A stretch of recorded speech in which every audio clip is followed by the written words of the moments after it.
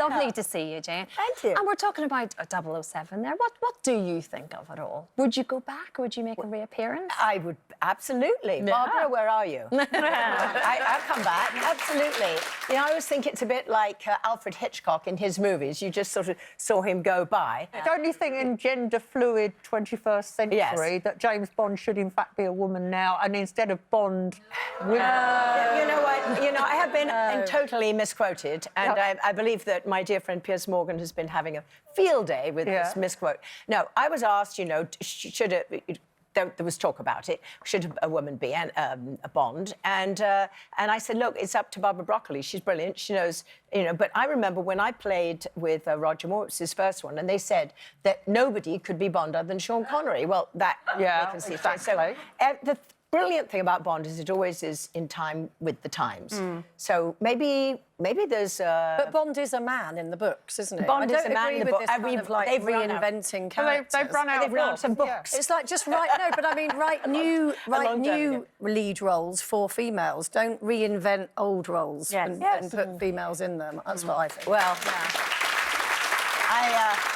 I don't have any fervent opinion on it, but, you know, women are playing all kinds of active roles now, and I think that's great. But meanwhile, I'm loving you in the Kaminsky method. Thank you. I'm obsessed with that program. The thing is that I was playing Alan Arkin's ex-girlfriend that we dated 50 years ago, and then we both got married and had 50-year marriages, and our husband and wife have died. So now we're on our own in our, presumably somewhere in our late 70s. I said I'd meet him down the middle because he's 85 in real life and I'm not quite 70, so...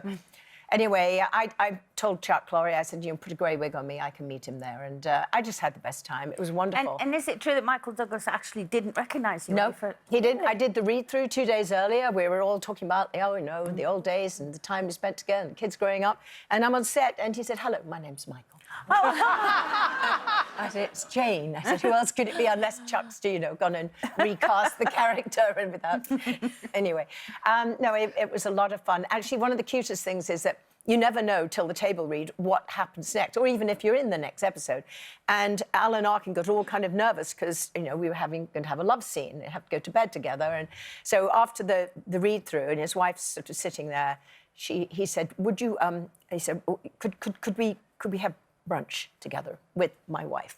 Because we're going to be intimate. This is all a bit awkward. I'd like her to meet you. I thought it was the cutest thing ever. We all went, we had brunch, and Suzanne and I became great friends, and then we had good giggles about what he was actually like. So talking of food and great friends, I'm led to believe, so you had Thanksgiving and you invited 2 of your ex-husbands over, was that I did. right? Actually, I invited Joe Lando, who I also used to go out with as well, but he, at the last minute, said there are too many ex-husbands in the room. Over there on the right, you'll see that's David Flynn, me, obviously, James Keach, and then a girlfriend of mine, Sherry, and Nikki Hipsicott, who I've known since I was 17 years old, and then David, yes, who's my current partner. So you've stayed friends with all? I did. Actually, we called it fam-giving, family giving.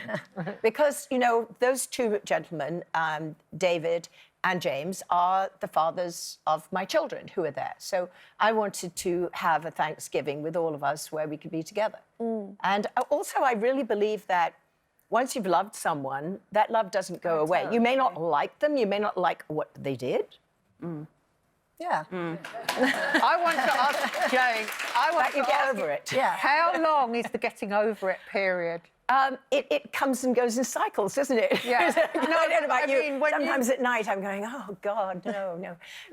But this is why you look so young, because you're not carrying bitterness. I do not carry bitterness. It's a total waste of time. But there is a period when you're a bit bitter, though, because, I mean, speaking from my own experience, like about 4 weeks. 4 weeks. Oh, no, I can carry bitterness for quite a while. I can, yes.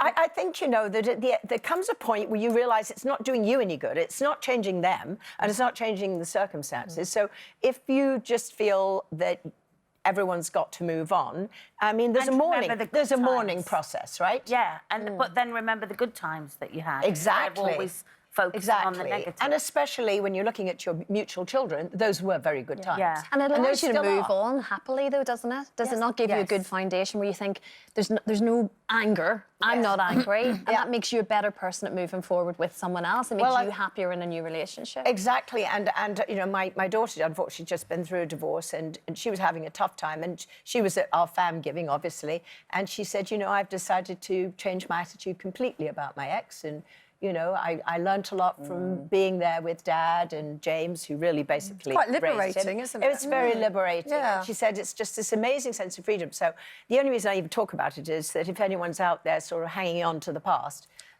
let go of it. Yeah.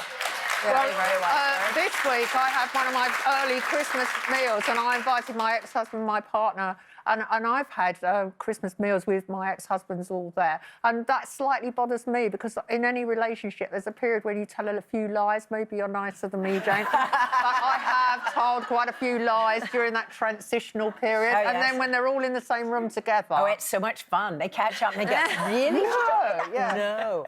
Oh, yeah, no, I love that part. So do you think you would get married again? Oh, no, David has, you know, he's lovely, and we're together, been together now 6 years, and I don't see any reason, you know. He lived together, and we share life together, and we share love together, and we share children together, and we also have our own separate, you know, financial lives, Yeah. our kids, and our work. Yeah. And, you know, sometimes we mix them up, but no, I don't need to sign on for any more. Yeah. Sounds done. Anyway, you give me a hard time here. You say, look, number 5. Not at all. And grandchildren obviously are a huge blessing now as well, Jane. Yes, I absolutely swore I was not going to be one of those awfully boring people. There might be some in the audience. Has anyone here ever said, oh, I must tell you about the grandchildren. Having grandchildren is the best thing in the world. Pick me. I'm just all over it. Look at them. Look at them. Oh, that's the taller one is Willa Mighty, and she happens to be very tall. And the shorter one is Luna Wild. I did say to my daughter, why are you naming a child Wild? And she said it's like Oscar Wilde with an E, but she's definitely, this child, taken it literally. So we call them Wild and Mighty, and they're just heaven. And then there's a little boy that Jenny, my daughter Jenny, has called Rowan. Heaven.